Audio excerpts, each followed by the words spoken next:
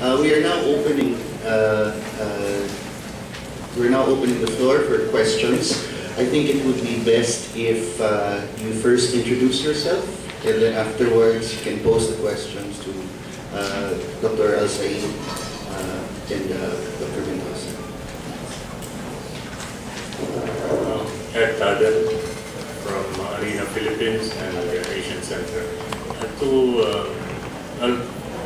First of all, again, I would like to thank Dr. Al-Sayyid for similarly enlightening presentation just like yesterday. And again, just like yesterday, I also profited immensely intellectually from your presentation this morning. I have 2 points that I would like to interject, but which can also be regarded as questions that Professor Al-Sayyid may respond to. One has to do with this whole state and non-state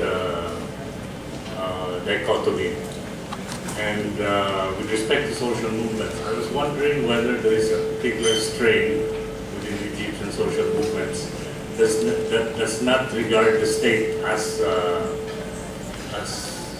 an all-important player in the way they conduct their social movements, so that they, to some extent, would be of the same sentiment as Tevye, for example, in the Fiddler of the Roof, who would say, "God save the Char and keep him further away from us." Is there such a particular strain among social movements, or at least members in social movements, who say that to hell with the state, we shall go on with what we want, we shall establish our own organizations, our own modes of decision-making, our own modes of economic programs and projects, and that the less the state is involved in this, the better it will be for us, because after all, our state is a weak state, and it does not really have the capacity of influencing or even implementing its own programs, no matter which player is in place.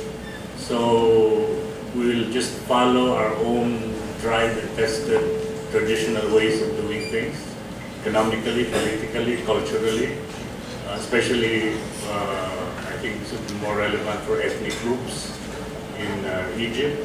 And therefore, our trajectory is a non-state kind of trajectory, rather than a trajectory or a mobilization that is directed towards the state.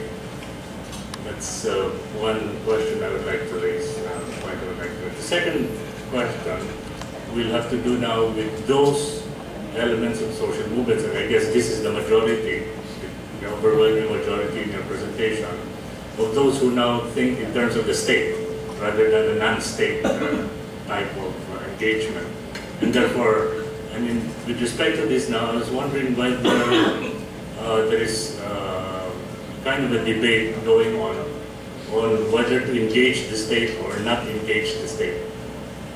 So that those who say you'll engage the state, that they will be open to negotiations, to sitting down with state players and state actors, and at the extreme level of that, would be open to actually joining the state and be part of the state, the new state that would emerge after the revolution, even though they know that this state is not actually their ideal state, because it would be simply a reformist state and not a revolutionary state, and would simply pick and choose among the different ideals, the different programs, the different types of reforms that they would like to put in place. On the other hand, the other trend would be, no, we will not sit down with the state, we will not engage the state, we will simply oppose the state and bring about its overthrow, and then we will put a new state in place that will not include any of those who have been previously part of the old state superstructure.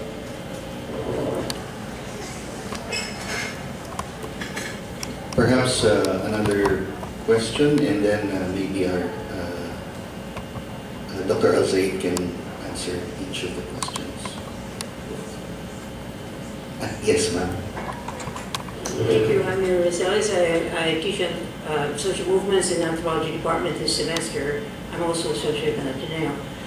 I wanted to ask Professor Al-Sayyid, where is the mass population in all of this now? I mean, many of them certainly went to Tahrir Square and all of the replications, but in the aftermath of this, you know, you have the traditional politicians, many of them who've now, and the military are now in the legislature and so on. You have the civil society groups who are sort of out of it, there are NGOs and, you know, university groups, but in our dilemma here, I think now, how many years after our own overthrow, is how do these reform forces connect with the mass population? They get left out, or what is, how, you know, so we haven't, I think we haven't been able to do that yet, and in a way, both protagonists here have resulted, or have, in a sense, failed to bring about a more redistributive society, which was at least one of the aims of this initial revolution. So, and we know in political science and in anthropology, we always talk about agency, people's agency, and we know they're there, and especially in Egypt, I know from the readings we've had, that the grassroots groups have organized around kind of the Islamic zakat and welfare support initially. So their capacity to act is clear, but where do they fit the mass population, rural and urban poor, in connecting now with the forces who are at the table or trying to get to the table? Thank you.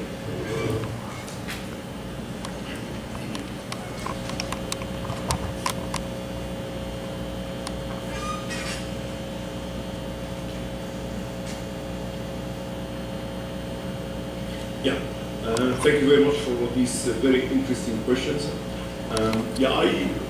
I'm wondering, you know, about the events that took place in Egypt. I think I started one of my written texts by saying that, you know, it's very difficult to write on a process which is still, you know, ongoing, and particularly when, you know, scholars don't agree how to, you know, characterize this process. You know, some people call it an uprising, you know, others say it's simply coup d'etat, you know, some people consider it a revolution, and I consider it an unfinished revolution. And, you know, my argument for this is, you know, first of all, this call for, you know, renewed revolutionary activities, you know, started already, but, you know, it will culminate in what will happen in the Tahrir Square on the 25th of January. This is one thing. The second thing is that, you know, following the revolution, we have faced in Egypt an unprecedented level of social protest, you know, driven by socio-economic grievances, by workers, peasants, you know, government employees, you know, everybody. So, you know, the movement of strikes has been, you know, quite common, you know, all over the country. And the government tried to respond, but I think still, you know, the Prime Minister just, you know, a few days ago said that the government is not in a position to satisfy all these demands, you know, immediately. So the demand for change, you know, is still strongly felt in the country, and it does not seem that it is going to, you know, abate in the near future. So for this reason, I think it is unfinished revolution. Because I think, you know, this, you know, continued movement, continued protest movement is bound, I think, to produce change. Secondly, also, I wouldn't consider what happened is simply an uprising, because there have been important social changes. First of all, you know, big business has lost power. Big business was very important under Hosni Mubarak, and it does not seem that it is going to restore its power in the near future. Young people have emerged as an important political actor. The political culture of the country has changed from, you know, submissiveness or indifference towards politics to the feeling that people, you know, I think all the people say, well, we have overthrown Mubarak, we can, you know, we are capable of changing things. So, you know, I wouldn't reduce all these to simply, you know, coup d'etat or simply an surprising. Now, all social movements, are capable of maintaining their presence because they are guided by an idea. So, people, activists could be arrested, leaders could be put in prison, but the ideal remains, particularly if there is no competing ideal, if no competing ideal succeeds in transplanting or supplanting the old ideal. So Egypt has experience with liberalism, with some sort of socialism or self-intervention, but neither the semi-liberal regime nor the socialism of Nasser succeeded in resolving all problems of the country. So people continue to be attached to the Islamist ideal. So I think that's why I stress very much the importance of an ideal for a social movement. We can, I consider myself socialist, and I'm fully aware of all the negative aspects of Soviet communism. But for me, socialism is an ideal. So I think it is in this sense that all social movements could maintain themselves because they are attached to an ideal.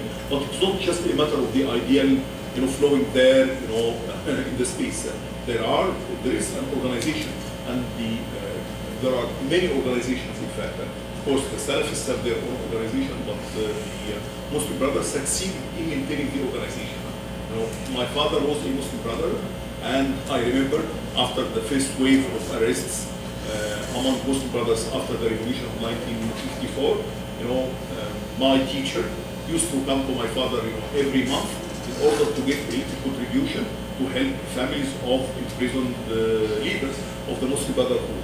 So, the organization was maintained despite the presence of a very authoritarian state. So, on the one hand, the organization was maintained as underground organization, but also, I think the idea inspired other people to join the social movement. The point about the professionalism of the armed forces is very important, and I would say that in Egypt and Tunisia, the armed forces maintain some sort of functional autonomy. They were not dominated by the family of the president. In Tunisia and Egypt, neither Ben Ali in Tunisia nor Hosni Mubarak in Egypt had members of his family run the armed forces. It's different from Yemen and Syria and Libya. In the three cases, in fact, the family of the president ruled the armed forces. The senior commanders of the army in Yemen are, the sons and relatives of Ali Abdullah Saleh. In the case of Syria, I think also the brother of Bashar al-Assad is running an important division of the army, and the Syrian ruling elite, to a large extent, has a professional base among the Alawi community. So a good number of army officers are from the Alawi community. So therefore, the loyalty of the armed forces are to the community.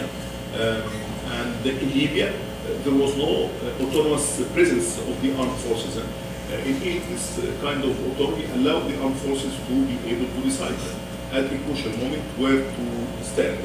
And I agree with you that they found that their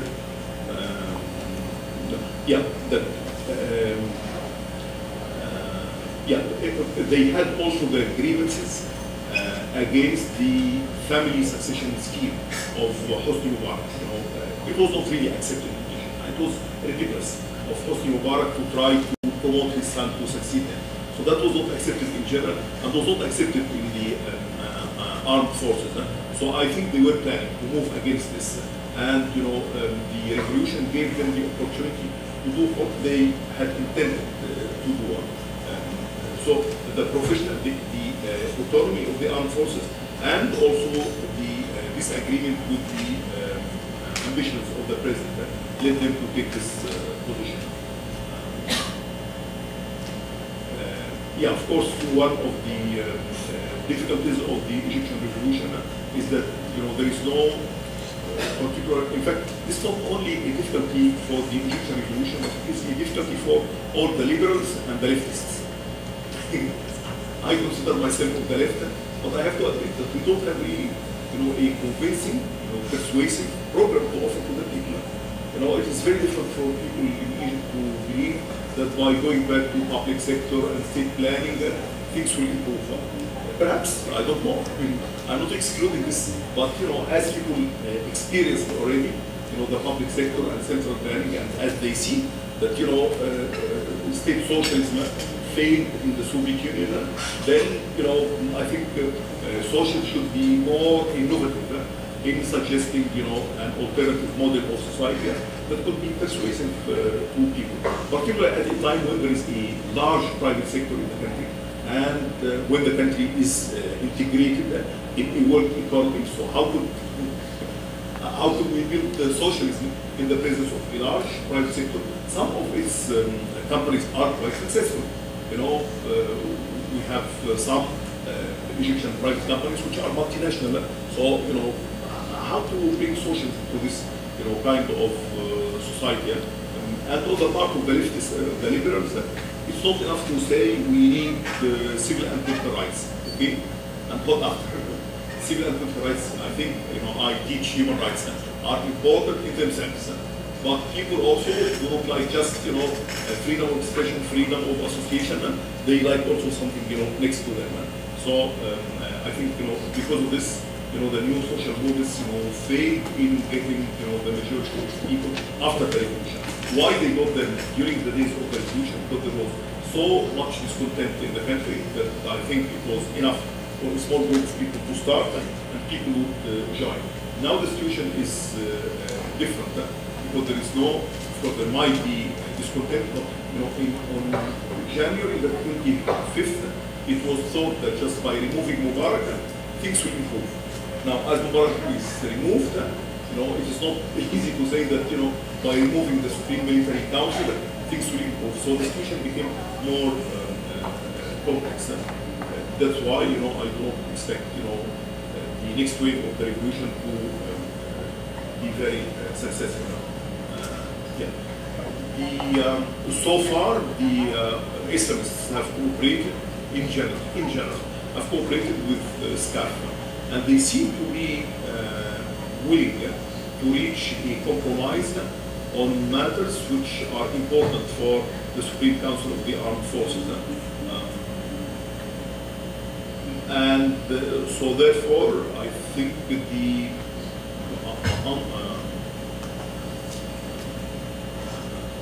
kind of cooperation we continue. I think it's important to note that ideologically there are no big differences between the armed forces and the Islamists. This kind of general attachment to Islam is very common in Egypt. So the difference between the Islamists and the armed forces is not basically ideological. So therefore, I think cooperation could continue if the corporate interests of the armed forces are respected. I think Tahrir definitely, at a certain moment, it was estimated that 18 million Egyptians participated in the revolution. The demonstrations were everywhere in the country. I don't think that this was the work of the Islamists. The Islamists were there, but I think ordinary people joined. So I think it would have, succeeded without the presence of the Islamists. Going to the Tahrir Square, I would see very few faces among the Islamists. I think their presence was estimated to be about 15%. Some people claim that there was one crucial moment on the 2nd of February when something called the Battle of the Camel, when supporters of the former ruling party pushed camels and horses, people mounting camels and horses in order to evacuate the Tahrir Square, and they failed. So there are many stories why I could not go to I was in fact on the Tahrir Square that day. I was with my wife and we went to home and we saw the beginning of clashes. But we went to home and I kept watching what was happening on the TV. And I was afraid that when the dawn of the following day comes, there will be no presence of the revolutionaries in the Tahrir Square. They succeed. And I was happily surprised because those are the revolutionaries in the Tahrir Square, and this again another message insisted all the time that their revolution was peaceful. All the time they were chanting peaceful. So how could they resist, this invasion of thugs? There is one interpretation that, in fact, it was the Muslim brothers who said them, because there is one activity that I did not refer to by Muslim brothers, which is to train their members to exercise sports. Some people, they are trained in order to engage in fighting. So one story says that it is those Muslim brothers who succeeded in defending the Tahrir Square. Another theory is that a group called Ultras. The Ultras are soccer fans, and they come usually from poor classes, and they are young people, and they are willing to engage in violence, and they have the hatred, resentment of security forces. So they had many moments of clashes with security forces. So the other theory is that those Ultras were the ones who succeeded in defending the Tahrir Square. Now, the perception of the state. All social movements are, first of all, there is one theory that the state is dominant in Arab history, Arab society. There are many, theoretical arguments, along these lines. One, using, the analysis by Marx of the Asiatic mode of production, that countries which rely on irrigated agriculture need this kind of central government in order to carry out irrigation works. And in the unquote civilized societies like northern Italy and the Netherlands, people can carry out irrigation works by themselves. But in the unquote less civilized societies like in India and China, a central government is required. So people apply this to Egypt in particular. And there is one influential book by a highly respected Egyptian intellectual, Walid Gamal Hamdan, who talks about the personality of Egypt and relates the personality of Egypt to the need for a central government. So, and also the work of Ibn Khaldun when he offers a certain typology of the evolution of the state, he makes it related to the character of the ruling elite. His notion of Asabiyya and how new Asabiyya comes into being and how it disintegrates. So this, and he considers that the state of society depends very much on the quality of the ruling elite. So there is this perception that the state is very important for progress, independence of Arab societies.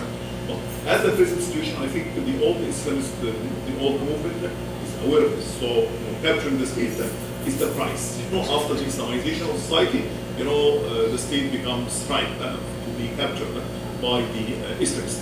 The new social movements are incredible in their opposition to the state. And I talk of a personal experience.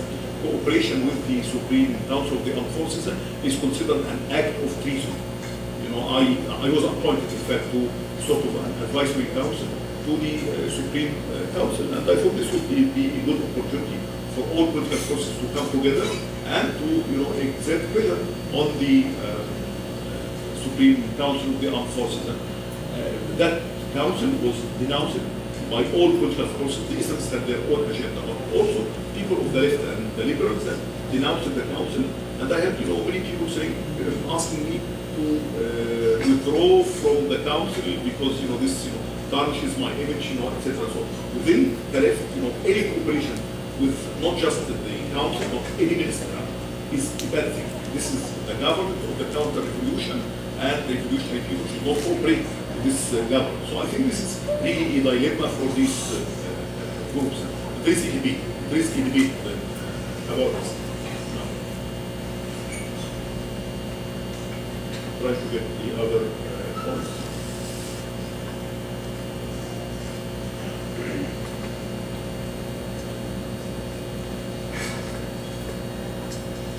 I'm sorry.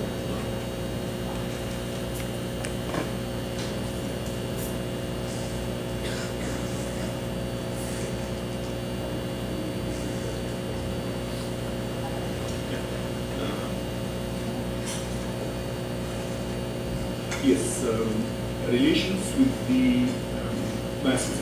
Yeah. in fact, the masses constitute one, I don't know, fourth force. We have the new social movements, the old social movements, the military council, and then there is this independent movement of strikes everywhere. And this is not inspired by the Islamists, it's not led by the new social movements. So, this is one of the changes that took place after the revolution, that people, find that they are capable of getting, the improvement they need through their own action. So I refer to this, unprecedented wave of strikes that is dominating the country, and people in fact prevent the Prime Minister from going to his office. So every day there are people demonstrating in front of the office of the Prime Minister, or different ministers, all categories of people. So this is, I think, some social scientists, who was talking about it, considering it to be sort of unincorporated society. So there are the unincorporated masses. They constitute a force. Who will be able to get those masses to their side? I don't think the Islamists will be capable of having them all the time on their side, because their demands are not about religion. Their demands are socio-economic.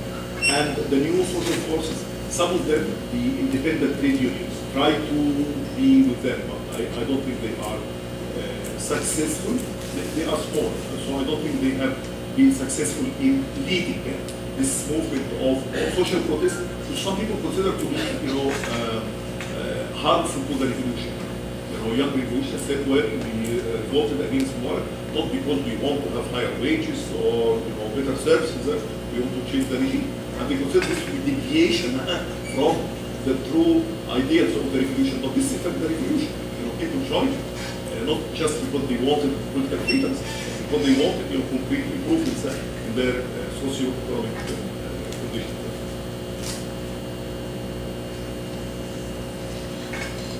I think perhaps we can have the last question, because we are pressed for time. Yes, ma'am.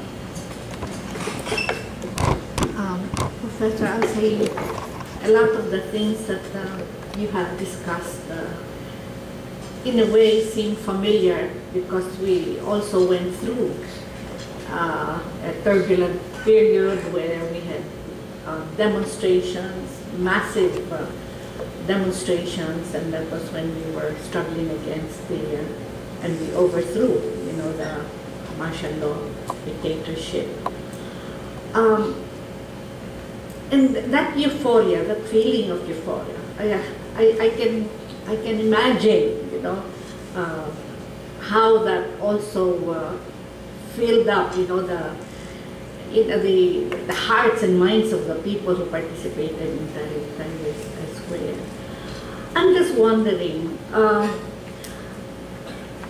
I know the major players are right there, but what role did foreign interests play? Such a big, event happening in the Middle East, Egypt being a major player in the Middle East politics. Such events could not have been, ignored by the big powers, the U.S., Europe, Britain, France. So have there been analysis of how those interests, these foreign interests, played out in those events, and how do the local movements, the social movements there, how did they view this? Because we also see in some of the other countries where foreign intervention was welcomed, and we saw people being interviewed who welcomed, in fact, foreign interest in their revolutions. So I'd like to have some idea of this from you. I think in the case of Egypt, foreign players really had no influence over the developments. In the same way as in Tunisia as well. France, for example, I think at a certain moment offered to help Tunisian security forces hold the demonstrations. In the case of Egypt, President Obama's envoys to the region, were quite supportive of Hosni Mubarak, believed that Hosni Mubarak was capable of introducing reforms and that his regime was stable. So, the U.S., I don't think it was, playing an active part. Only at the end, when it seemed, that his regime is good, then, President Obama made this famous declaration that Mubarak has to leave power now, and now means yesterday. But that was, and nevertheless, Mubarak remained, after that statement by Obama. Mubarak remained only when, he was really slow to understand what was happening there. I think he tried to remove the command of the armed forces and failed. This is well known. So, after he found out that he was not really capable of removing the command of the armed forces, he left them. So it was really, purely internal developments. And I read a statement by American commentators that definitely they would not be in favor of a revolution that brings, 20% of seats of the parliament in the hands of Salafists, and brings, a parliament that is completely resentful of the peace treaty with Israel. Of course, the peace treaty would not be abrogated, but anyway, that peace treaty is becoming not just popular at the popular level, but also within Parliament, and the new government will be made up of the same people who, do not like to maintain this peace treaty. So, of course, there are many cases of the U.S. failing to foresee the future. But if the U.S. hands were there, at least it would ensure a government that tries to protect so-called U.S. interests in the region. So I think foreign actors were not very influential in the evolution of the process. But definitely what happened in Egypt has implications for the regional and the international position of Egypt. Normalization of relations with Israel would not continue as before. And the U.S.-Egypt relations would not be as warm as they were under President Mubarak. So I think also what happened in Egypt is seen to be destabilizing of other countries in the region, particularly Gulf countries. In fact, in the post-Cold War world, local actors have more autonomy than was the case during the Cold War. And this is admitted, in fact, by American specialists of foreign policy. I think the president of the U.S. Council of Foreign Relations wrote an article about the Middle East and was saying that the U.S. is losing power vis-a-vis local actors, Iran, Hezbollah, and Israel. So I think the same thing would apply also to Egypt. Thank you very much, Dr. Al-Sayyid. At this point, I think we're closing the open forum, and then I'll just be giving a short summary of what the lecture was all about and what transpired this morning.